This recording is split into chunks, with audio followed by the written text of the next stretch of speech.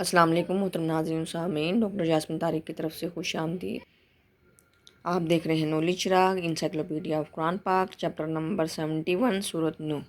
سورۃ نوح قرآن پاک کے 29ویں پارے تبارک الذی میں ہے۔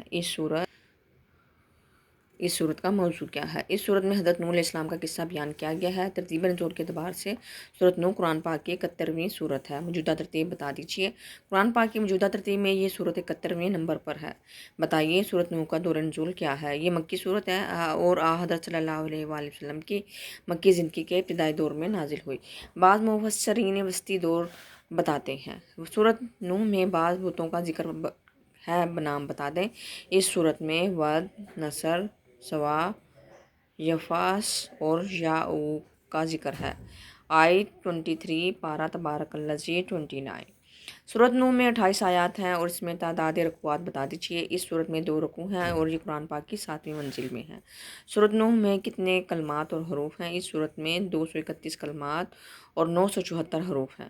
سورۃ نوح کی وجہ تسمیہ کیا ہے؟ نوح علیہ السلام ایک پیغمبر کا نام ہے۔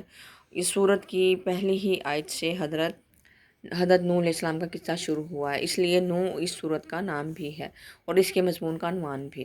سورۃ نوح کی شان نزول بتا دیجیے۔ مکی دور کے ابتدائی عرصہ میں جب کفار مکہ کی مخالفت شدت اختیار کر رہی تھی، اللہ نے ان کے سامنے نوح علیہ السلام کی قوم کے حالات بیان کرنے اور ان کے انجام سے عبرت حاصل کرنے کے لیے بطور تنبیہ یہ سورت نازل کی۔ ویڈیو کو لائک، شیئر اور سبسکرائب کر رہے ہیں، اپنی قیمتی رائے سے ضرور آگاہ کیجیے گا۔ اللہ حافظ۔